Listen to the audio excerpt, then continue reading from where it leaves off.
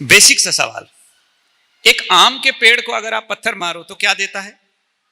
आम, जोर से बोलना। तो मुझे लगा कि सब लोगों का शटर ऑन ही है, डाउन नहीं हुआ। आम को पत्थर मारने से, पेड़ को पत्थर मारने से क्या देता है? अगली बार फिर पत्थर मारो, क्या देगा? आम। अगले साल सेम सीजन में वापस पत्थर मारो, क्या देगा? आम। 10 साल के बाद वापस पत्थर मारो सेम सीजन में, क्या देगा?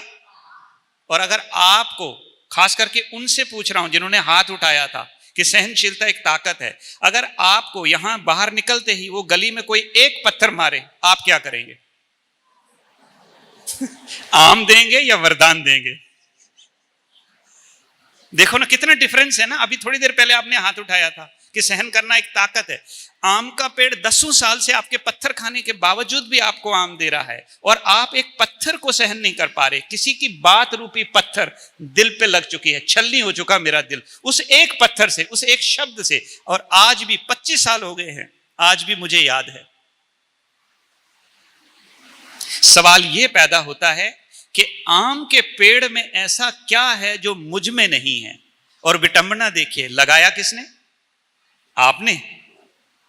तो हमने कहावत सुनी थी कि जिसकी रचना इतनी सुंदर वो खुद कितना, हाँ तो खुद कितना डिस्टर्ब है वो। उसकी रचना में सहनशीलता और वो खुद बहुत डिस्टर्ब है।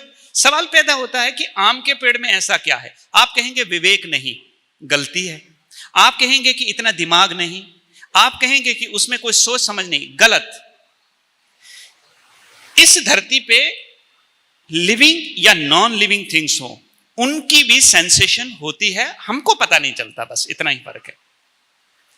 अब सवाल यह है कि अगर आम के पेड़ में भी इतनी समझ है, तो मैं अनुभव सुनाऊंगा हमारी बहनों को, थोड़ा अलग लगेगा। हमारा एक सेंटर था,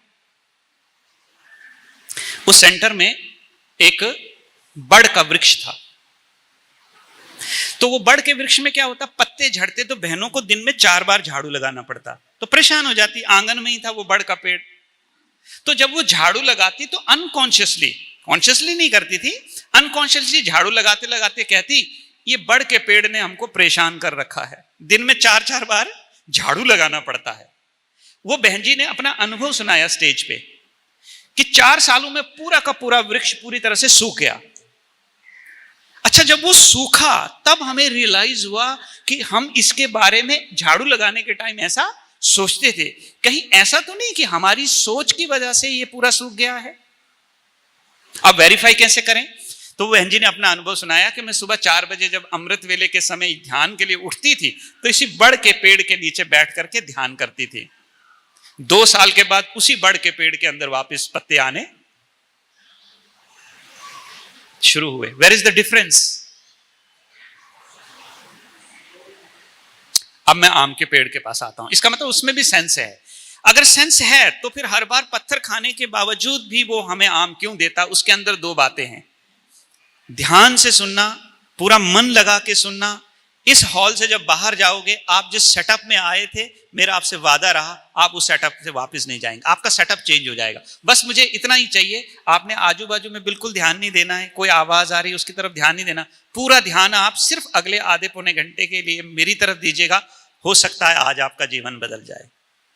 बस इतना काम कीजिएगा।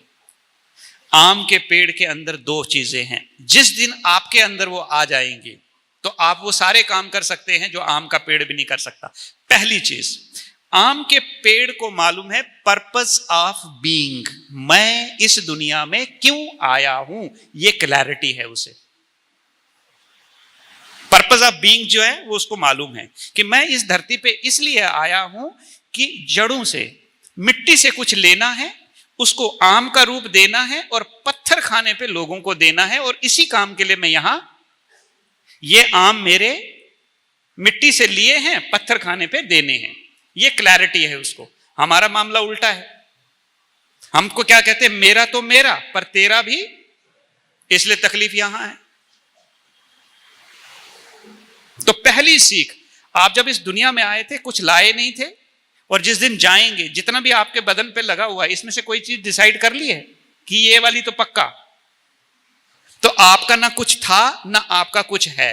ये केवल भ्रम है हमारा। इसलिए राजस्थान में अगर कभी चले जाओ ना, तो वहां जब डॉक्यूमेंटेशन होती है, रजिस्ट्री होती है लैंड की, तो उस पर लिखा रहता है ये संपत्ति सरकार की है, आप केवल उपभोक्ता है। लेकिन उपभोक्ता का मामला क्या है, भोक्ता भोक्ता मालिक बन जाता है। फिर मेरा तो मेरा, पर तेरा भी मेरा। तो आम के पेड़ में वो सेंस नहीं है, वो कहता मैं आया किस लिए हूं, दूसरों के लिए मेरा जीवन है। दूसरी बात जो इससे भी ज्यादा महत्वपूर्ण है, ध्यान से सुनेंगे सब लोग पीछे, आम का पेड़ जिस मिट्टी से पैदा हुआ है जीवन काल उसी से जुड़ा रहेगा। बस एक काम कर लीजिए, एक जेसीबी ले आइए, उसे उखाड़ लीजिए और बाजू में रख दीजिए।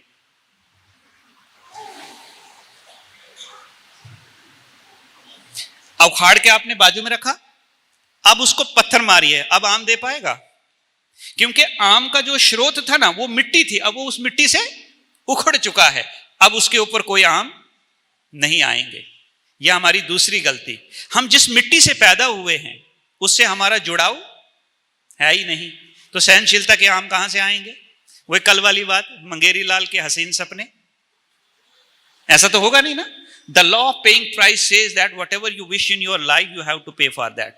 आप जीवन में जिस चीज की अपेक्षा रखते हैं उसके लिए आपको कुछ ना कुछ पे तो करना पड़ेगा, in terms of your time, in terms of your effort, in terms of your energy. किसी भी रूप में आपको जो इच्छा जीवन में रखी है उसके लिए आपको श्रम करना पड़ेगा।